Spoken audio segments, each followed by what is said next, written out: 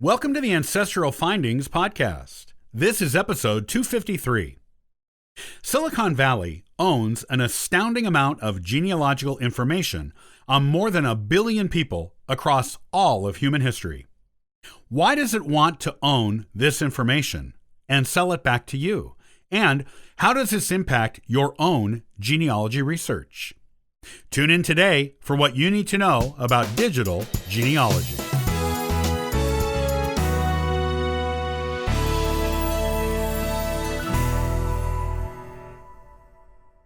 People have been keeping track of their genealogies since time immemorial. Before writing, we would pass down our family histories and lineages through oral tradition. Later, those who could keep this information in family Bibles, Torahs, and other religious texts did so. Finally, we started writing it down in the form of family trees.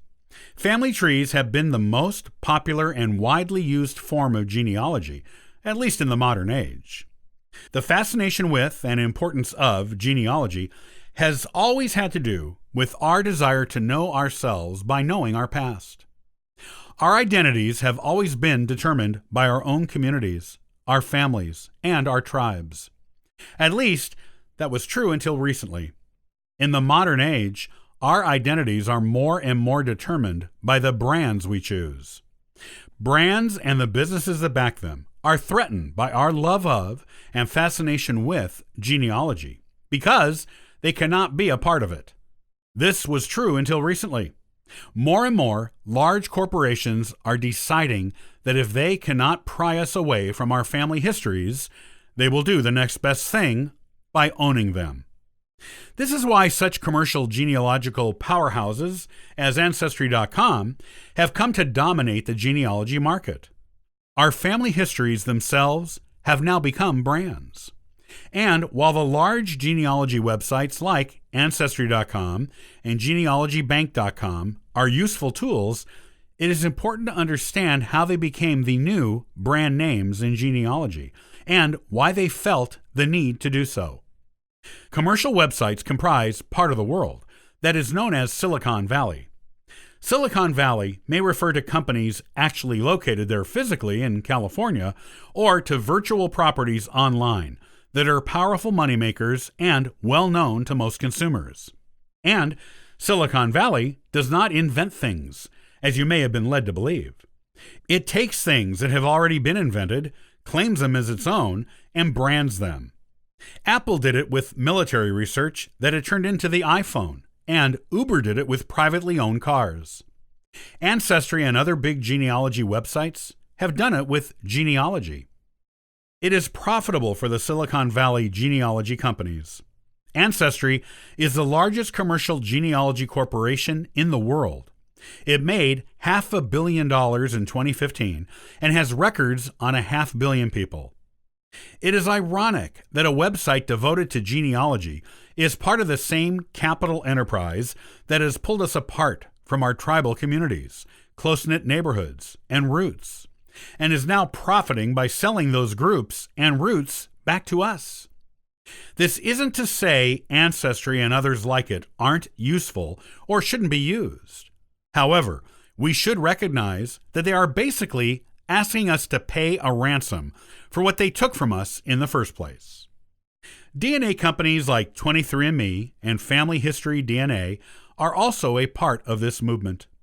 They cater to people who live apart from their traditional communities and roots and offer to show them their unique community for a fee, of course.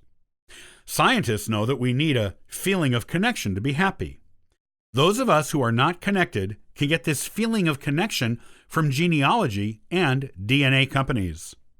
They recreate our communities for us, the same ones they helped us forget about in the first place. Now, none of the information these companies have is a secret. Any intrepid genealogist could go to a library, courthouse, local archives, or historical society and get their genealogical information. People could pay individual scientists on an ad hoc basis to give them their DNA results and learn, via reading about it, to interpret the results for themselves. But these online companies package the information up quite neatly and make it so easy to access. In this day and age, convenience is king. Who needs to spend all that time in the field searching when they can get it with a simple test kit or membership to a genealogical website? The thing is, in this modern age, information is power, and websites like Google, Facebook, and Ancestry.com are collecting it on you in spades.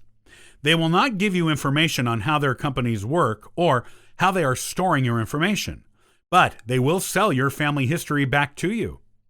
They use our family history information to sell to third parties, so we could be marketed to by other companies that capitalize on our ancestors and our desire for connection with them.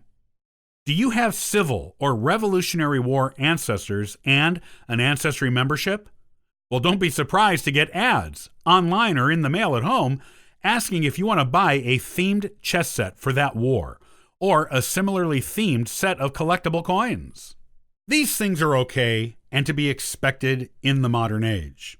Just understand why these companies do what they do, and what it means for you as a genealogical consumer, so you can use their products wisely. And also remember that while Ancestry and other sites can provide you with names, dates, places, and DNA information, they cannot provide you with the things that make genealogy really interesting. Personal stories, gossip, information on the personalities of your ancestors, and tales of their exploits will always be in the provenance of oral family tradition, or sometimes written or recorded as intrepid genealogists do with the information, or sometimes in old newspapers, if the story was especially good. Silicon Valley can make accessing your family history easier and can tell you to what community you belong. But only you can make the real human connections that bring us all happiness. It is you alone who can reach out to others in your family and build those real relationships. And only you can find those personal stories that bring genealogy to life. Remember these things, and your family history research voyage will be a much happier and fulfilling one.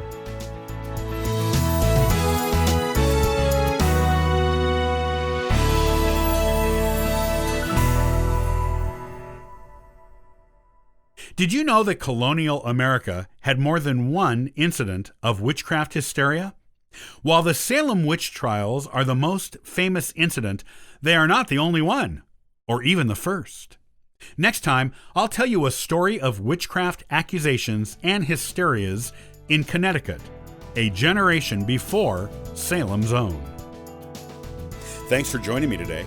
I'll see you next time on the Ancestral Findings podcast. And for further info, you can visit us at ancestralfindings.com.